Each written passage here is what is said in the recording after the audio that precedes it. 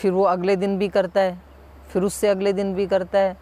फिर ऐसे 4-5 बार उसने जब किया तो किसी एक बच्चे ने हिम्मत करके बता दिया टीचर को कि जी आज इसने ना मेरे साथ ऐसे गड़बड़ की।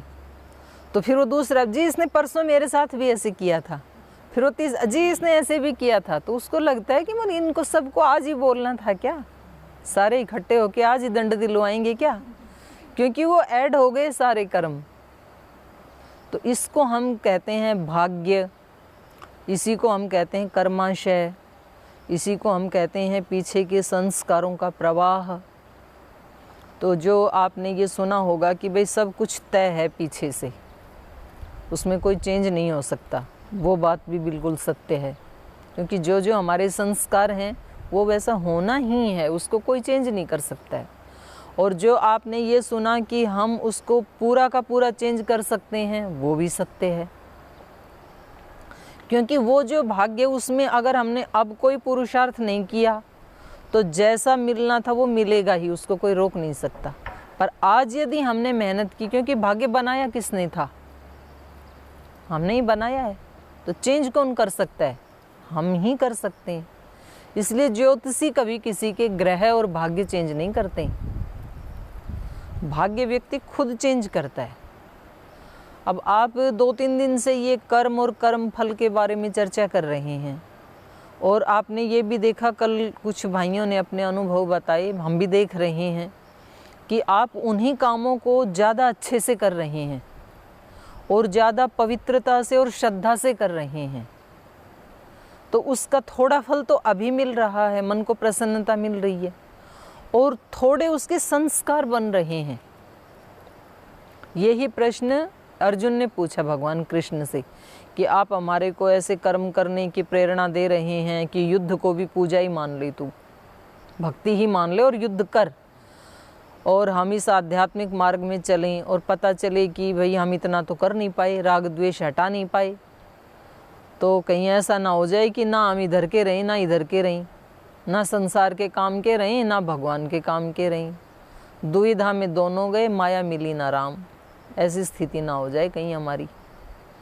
तो भगवान कृष्ण ने कहा कि आप चिंता मत करो, आपने थोड़ा सा भी कोई शुभ कर्म किया है ना, मन से भी या वाणी से भी या हाथ पैर इंद्रियों से भी, वो कभी भी व्यर्थ नहीं जाएगा।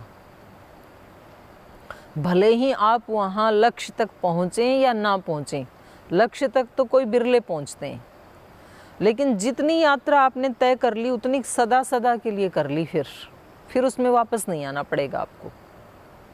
एक बार आपने साइकिल चलानी सीख ली तो अब आप उसको भुला नहीं सकते, वो तो आ गई सदा के लिए आपको।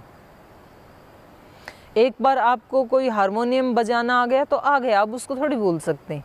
तो जितना काम आपने कर लिया, आपने ये समझ लिया ये गलत है ये सही है, तो वो सदा सदा के लिए आपके चित्त पे अंकित हो गया है।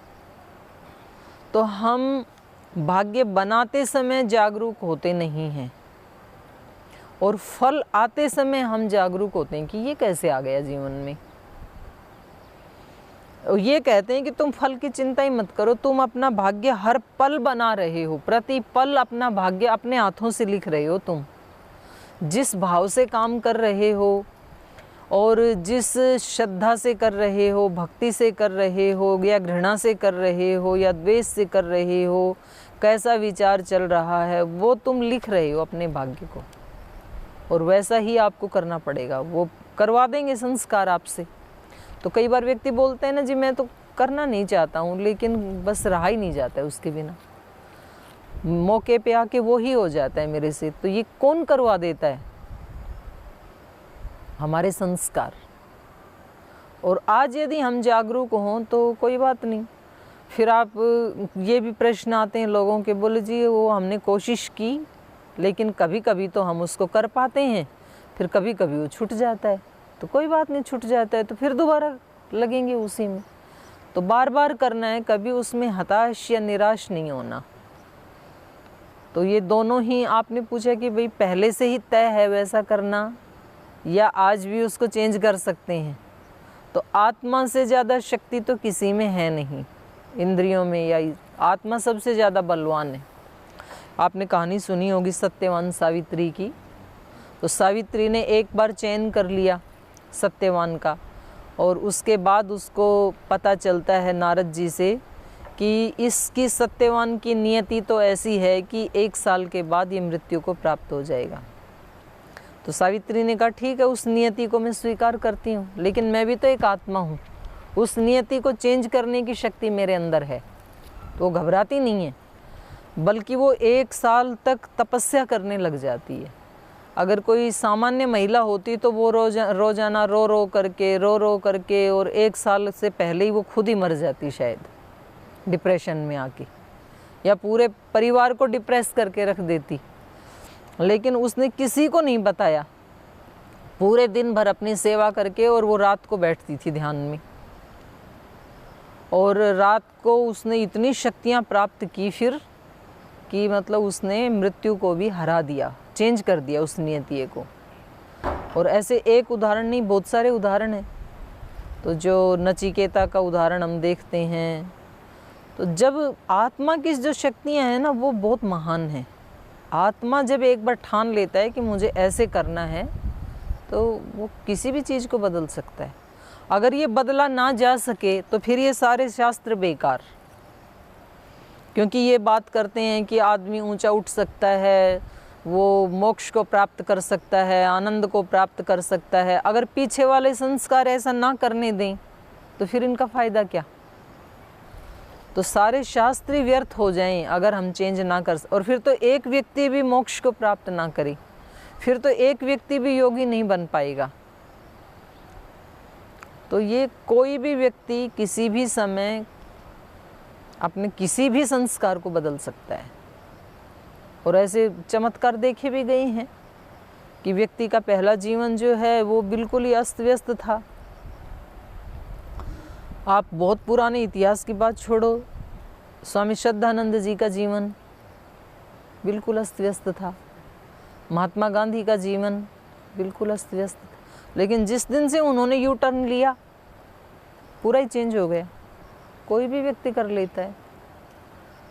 तो ऐसा है, ये नियत भी है और हम उसको चेंज भी कर सकते हैं। दोनों ही बातें हम सामान्य रूप से भी काम कर सकते हैं, कर ही रहे हैं, और हम जागरूक होकर भी काम कर सकते हैं। तो वो ही कर्म जस्ट डबल ट्रिपल फल देने वाले हो जाएंगे हमारे लिए, और हमें उस समय भी प्रसन्नता मिलती है, और वो संस्कार बन रहे हैं। बड़ी बात ये है आगे के लिए, तो वो हमारे से वैसा ही करवाएंगे फिर। और किसी का प्रश्न है कोई? जी। ओम दीदी प्रणाम। दीदी कई बार ऐसा होता है कि हम लोग कर्म करते हैं तो कभी हमको अच्छा परिणाम मिलता है और कभी उसी कर्म का बुरा परिणाम मिलता है। तो ऐसा कहा जाता है ये हमारे पिछले जन्म का पाप होगा या पुण्य होगा। अगर अच्छा मिला तो पुण्य कर्म किया होगा तो इस जन्म में भी हमको ऐसे हमारे कर्म का मिला, और अगर कभी बुरा हो जाता है तो कहते हैं कि पिछले जन्म का कोई बुरा कर्म रहा होगा हमारे, तो हमको ऐसा फल मिला है। तो जो ये ऐसे होते रहता है, तो इसके लिए जो कर्म हम करते हैं तो कैसे ये जाने हम कि हमारे कर्म का जो भी है ये अच्छा और बुरा, ये इस जन्म का मतलब हमने जो किया अभी उसका है कि ये पुराना जो प्रारब्ध है उसका है? देखो, अभी ये जो पौधा है इस पे जो फूल आ रहा है, इसमें जो पानी दे रहा है, या कोई आम का वृक्ष है जिसके ऊपर आम आ रहा है, अभी फल आ रहा है ना, तो इससे पता लगता है कि ज़रूर 15 साल पहले किसी ने ये बीज बोया होगा। वो मैंने बोया या किसी और ने बोया, तभी तो फल आया ना। पर वो तो किसी ने भी बोया होगा, पर मुझे जो मिल रहा है वो किसी का बोया हुआ नहीं है, वो मैंने ही बोया था, ये सुनिश्चित है। और आज जो पानी दे रहे हैं इसका फल मिलेगा आपको अगले दिन। आज वाले पानी जो दे रहे हो इसका फूल कल खिलेगा। आज जो खिल रहा है ये 2 दिन पहले किसी ने पानी दिया था, और 6 महीने पहले किसी ने बीज बोया था। तो जो हम ये कहते हैं कि जी जो मेरे को मिल रहा है अच्छा या बुरा वो मेरा ही किया हुआ है, तो बिल्कुल ठीक है, क्योंकि किसी का कर्म का फल कभी किसी दूसरे को नहीं मिलता है। अपना किया खुद को ही भुगतना होता है, अच्छा हो या बुरा हो। और आप कह रहे हो कि जी कई बार ऐसे लगता है अच्छा कर रहे हैं, अच्छा करते हुए भी बुरा फल मिल रहा है, तो फिर मन करता है कि अच्छा करें ही ना। नहीं नहीं, आज जो अच्छा कर रहे हो ना, निश्चित रूप से इसका फल अच्छा ही मिलना है, पर जरूरी नहीं है कि आज ही मिले, बाद में मिल जाएगा। मैं कभी सोचती हूँ, कभी आप मेरे पैर दबाती हो तो मुझे लगता है कि मैं बचपन में, हमारी एक बूढ़ी दादी थी, एक ब्राह्मणी थी, उसके कुछ थे नहीं, मतलब संतान आदि नहीं थी, तो मैं उसके दबाती थी। तो जरूरी नहीं है वो ही दबाए आकर के मेरा, कोई भी दबाएगा। मतलब आपने किसी की कोई भलाई की तो जरूरी नहीं है कि वो ही व्यक्ति आपकी भलाई करेगा, हो सकता है वो बिल्कुल उल्टा ही करे। आप जिसकी भलाई कर रहे हो, ये भी हो सकता है कि वो आपका बुरा करे। तो आप सोचना कि पीछे का कोई हिसाब किताब था और ठीक है अपना चुका रहा है, ऋण हो गए, पर हमें बुरा नहीं करना है। और फिर आप अचानक देखेंगे कि कोई व्यक्ति आकर के आपकी हेल्प कर देता है जिसके लिए आपने कुछ भी नहीं किया, तो उस समय भी ये सोचना चाहिए कि भाई मैंने तो इसके लिए कुछ भी नहीं किया था, तो ये आके मेरी हेल्प क्यों कर रहा है। तो वो जो आपने अच्छाई का बीज बोया था, उसका ये परिणाम है, ये फल है जी। अच्छा, इन्होंने जैसे अभी कहा कि अच्छा करते हैं तो कभी तो परिणाम बुरा हो जाता है, लेकिन ऐसा तो होना नहीं चाहिए। जैसे रोटी खाए तो पेट भरता है, नहीं भरे ऐसा कभी हुआ ही नहीं। गुड़ खाए तो हमेशा मीठा ही लगा, तो ऐसे कैसे हो जाता है कि हम अच्छा करते हैं और परिणाम में बुरा आ जाता है। तो अभी तो मैंने बताया ना कि कुछ कर्म तुरंत फल देते हैं और कुछ कर्म 6 महीने के बाद देते हैं, क्योंकि प्राय जो तार्किक बुद्धि वाले हैं ना, वो यही प्रश्न पूछते हैं, बोल जी ऐसे कैसे हो सकता है कि अग्नि में हाथ डालें और वो जले नहीं। भाई वो हाथ तो जलेगा, क्योंकि वो अग्नि में हाथ डालने वाला कर्म ऐसा है जो तत्काल फल देता है। लेकिन आप कोई नारियल का बीज बो और तुरंत उससे नारियल निकाल के दिखाओ। नहीं तो ऐसा कोई कर्म जिससे इंस्टेंट फल बुरा मिलता है, जैसे पैर दबाया तो आप डांटेंगे तो नहीं, मतलब अच्छा ही कहेंगे, और ऐसा कोई काम? नहीं, जो अभी आप अच्छा कर रहे हो उसका तुरंत नहीं मिलेगा ना फल, वो आपका नहीं, वो उसका नहीं है। तुरंत करते ही तो सारे कर्म परिपाक को, उसको विपाक को प्राप्त होते ही नहीं है। आपने तो योग दर्शन पढ़ा है, कोई भी कर्म हम करते हैं तो तुरंत उसका फल मिलता ही नहीं है, कुछ क्रियाओं को छोड़ करके। माने आप आहार भी खा रहे हैं तो उसमें आपको तृप्ति पेट में मिल गई, लेकिन उसके साथ धातुएं बनने में और पूरा पोषण उसका मिलने में तो कई घंटे लगेंगे। तो कोई भी कर्म ऐसा नहीं है कि पूरा का पूरा हिसाब किताब तुरंत हो जाए। तो हमें जो भी मिल रहा है ये तो पक्का है कि हमारे नाम का किया हुआ अच्छा या बुरा कर्म कभी किसी को नहीं मिलेगा, और हमें जो मिलना है वो कभी टलेगा नहीं।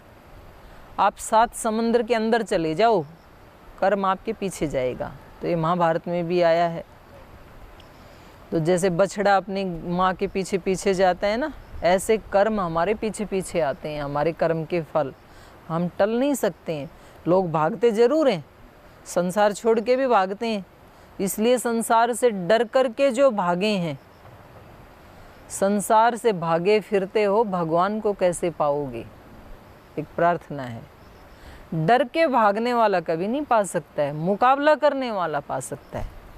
साधना के लिए भाग रहा है तो बहुत अच्छी बात है, फिर वो कुछ नया करना चाह रहा है ना।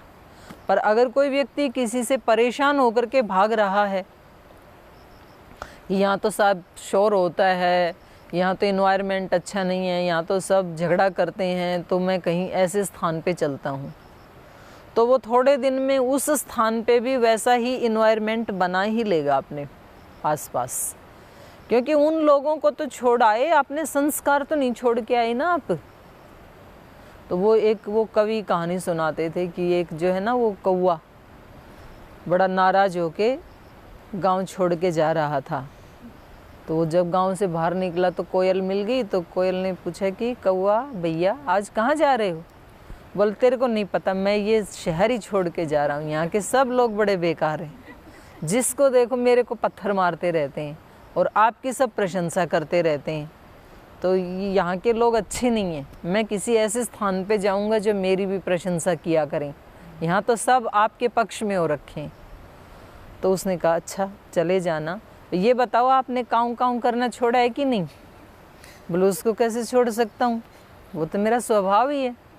तो बोले भैया जब तक काऊ काऊ करोगे तो पत्थर पड़ेंगे ही पड़ेंगे, आप कहीं भी चले जाओ फिर पत्थरों से कोई बचा नहीं सकता है। हाँ, तो ये जो काऊ काऊ करने वाला स्वभाव है ना, ये तो पत्थर डलवाएगा। तो हम कहीं भी अगर किसी चीज़ से डर के भागते हैं तो फिर वो अच्छा ठीक रास्ता नहीं है, पलायन वाला। चेंज बाहर नहीं करना, चेंज अंदर करना है। हम किसी चीज़ से परेशान हो रहे हैं ना, तो परेशान बाहर वाला नहीं कर रहा, अंदर वाला कर रहा है। क्योंकि आपके अंदर, मैंने इस पाठ की शुरुआत में ही कहा था कि स्वीकृति का भाव नहीं है। आप स्वीकार करो चीज़ें जैसी हैं, संसार जैसा है वो बहुत सुंदर बनाया है भगवान ने। कुछ लोग सुबह से शाम तक संसार की निंदा, शरीर की निंदा, इंद्रियों की निंदा, मन की निंदा। भाई अगर ये इतना ही निंदित होता तो ईश्वर तो हमारे माता पिता हैं। कोई माता पिता अपने बच्चों के लिए कोई कष्ट देने वाला काम करते हैं क्या? तो ईश्वर तो हमारे पिता हैं, हमारी माँ हैं, वो हमारे लिए ये इतना बुरा संसार बना के क्यों देंगे? वो इतना बंधनों में डालने वाला शरीर हमें क्यों बना के देंगे? उन्होंने जो भी, जिस आत्मा को जो भी शरीर दिया है बिल्कुल ठीक दिया है। और जिस व्यक्ति के जीवन में जो भी परिस्थितियां आ रही हैं, ऊंची नीची, जो भी काम दिया है बिल्कुल ठीक दिया है। उस काम को सलीके से करना यदि सीख लिया तो आप उसको प्राप्त कर लोगे। और आप ये सोचो कि भगवान ने मेरे लिए सबसे शॉर्टकट, मेरे लिए यही था। आदमी शॉर्टकट रास्ता ढूंढता है ना, तो जो अध्यापक हैं उनको ये सोचना चाहिए कि मेरे लिए ये पढ़ने पढ़ाने वाला काम ही भगवान ने सबसे शॉर्टकट समझा है। इसके अलावा मेरे लिए भगवान जी ने और कोई रास्ता बहुत दुर्गम समझा। ऐसे ही मेरे संस्कार थे, तो मैं इसी माध्यम से सबसे ज़्यादा उन्नति कर सकता हूँ।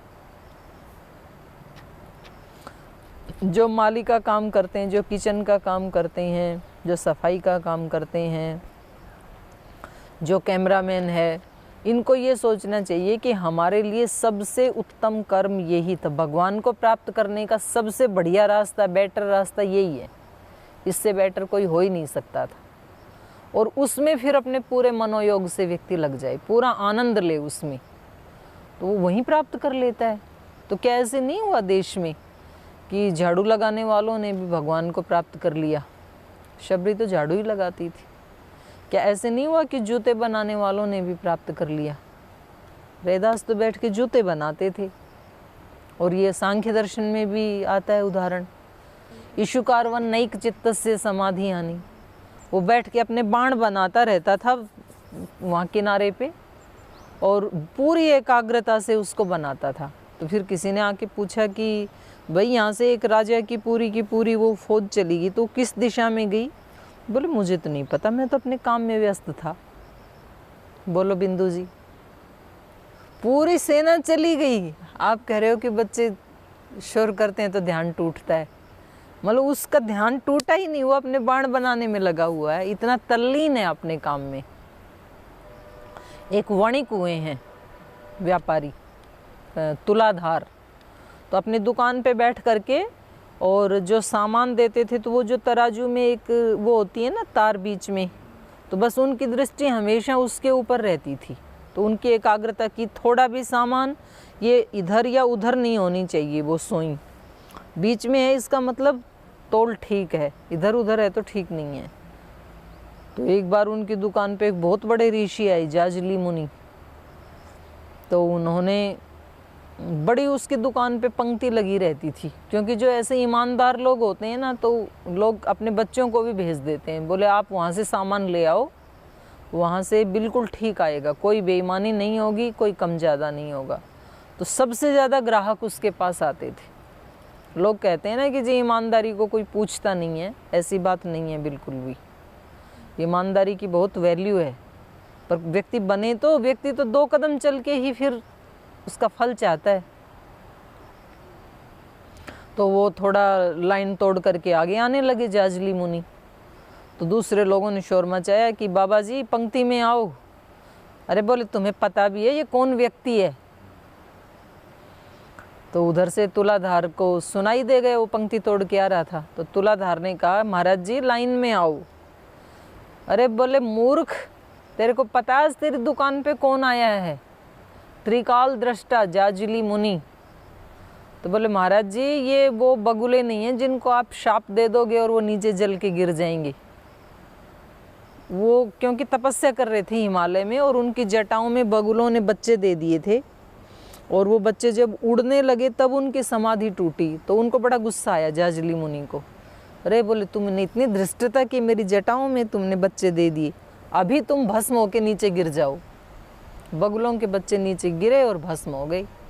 तो उसको लगा कि मेरी वाणी अमोघ हो गई, मैं तो सिद्ध बन गया। तो अब चलते हैं संसार में, अब दिखाते हैं चमत्कार सबको। तो वहाँ उन्होंने सोचा कि इनको भी चमत्कार दिखाएंगे। अब वो वहाँ बैठा बैठा बोले महाराज जी ये बगुले नहीं हैं जो आपके शाप से भस्म हो जाएंगे, पंक्ति में आ जाओ आप भी। वो तो शून्य हो गया बिल्कुल। मैं तो इतनी तपस्या करके मैंने इतनी सिद्धि प्राप्त की, तुमने क्या किया? तुम तो पूरे दिन दुकान चलाते हो, तुम्हें कोई भजन का टाइम मिलता नहीं, ध्यान का मिलता नहीं, संध्या का मिलता नहीं, तुमने ये सिद्धि कहाँ से प्राप्त की? बोले महाराज ये जो तुला है ना मेरे सामने, मैं सुबह आके बैठता हूँ, मेरी दृष्टि इस पे रहती है।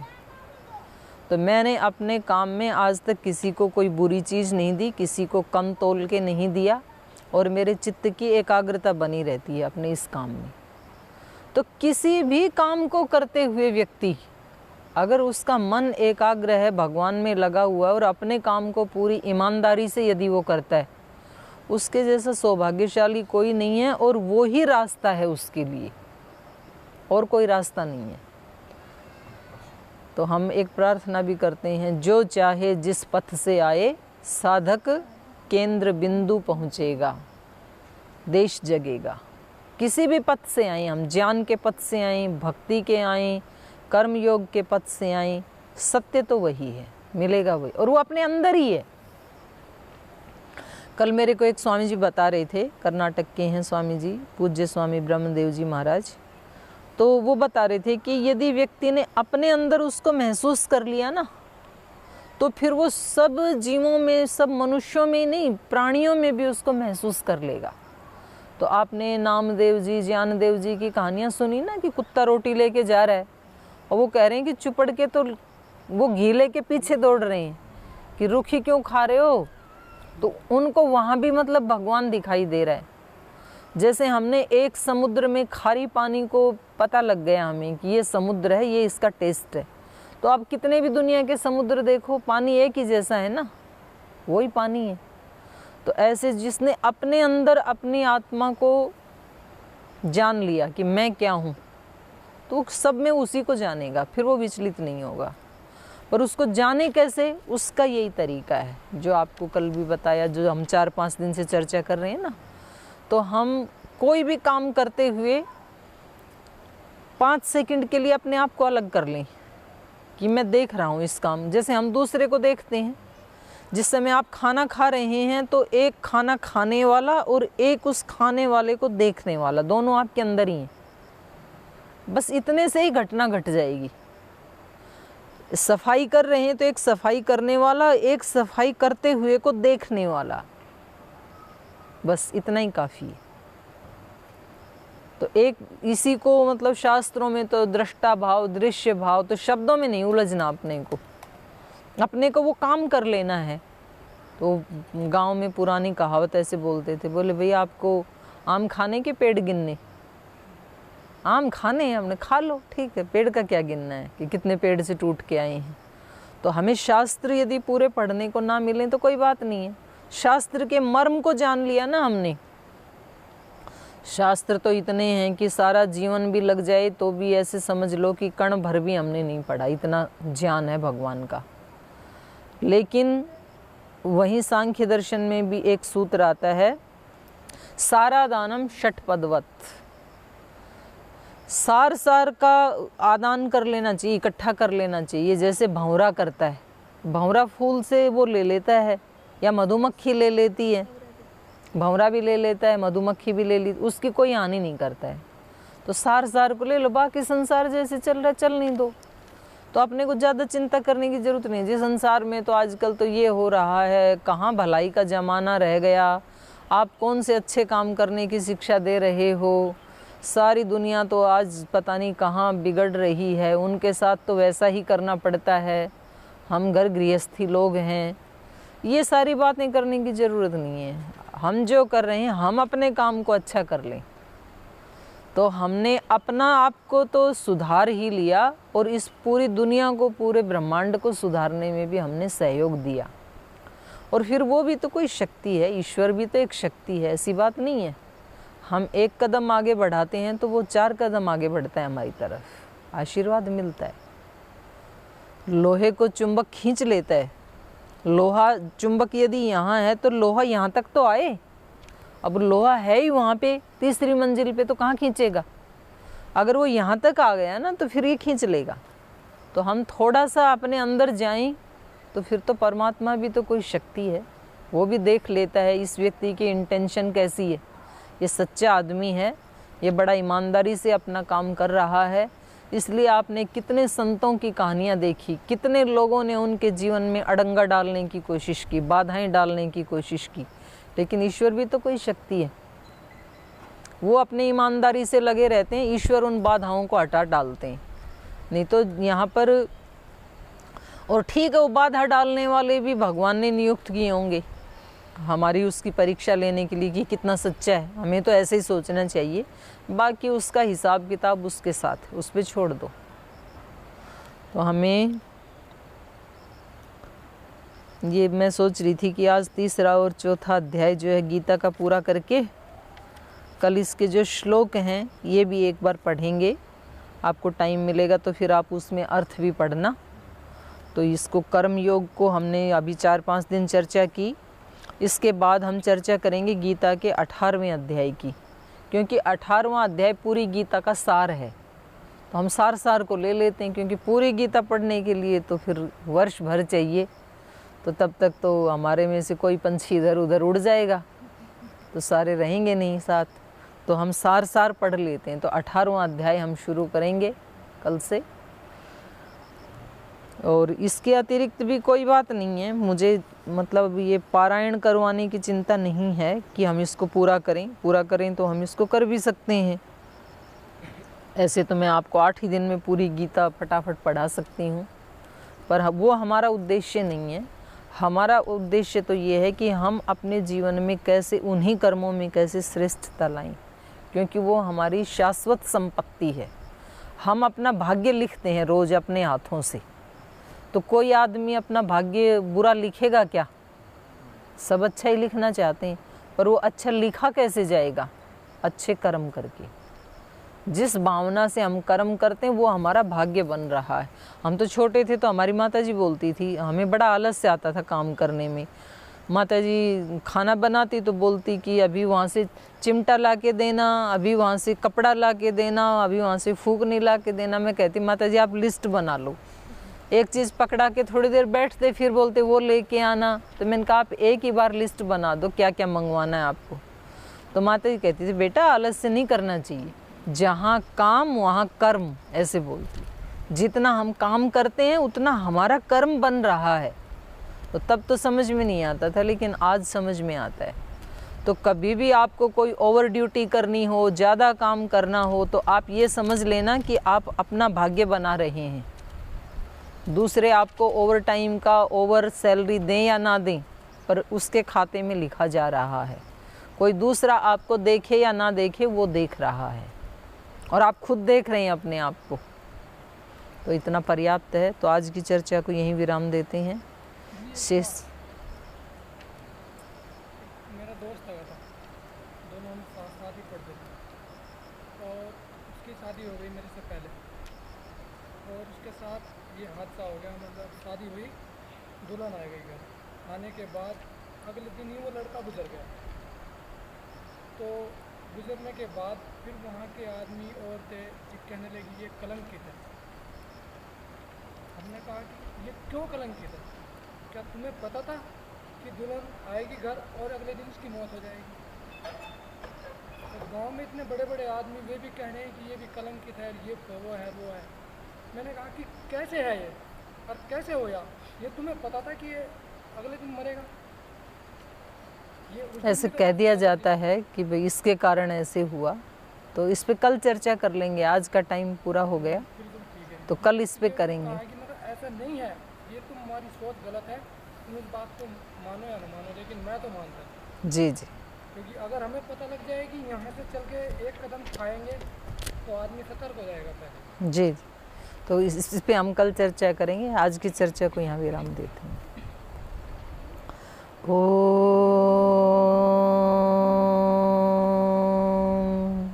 शांति शांति शांति। श्री गुरुभ्यो नमः।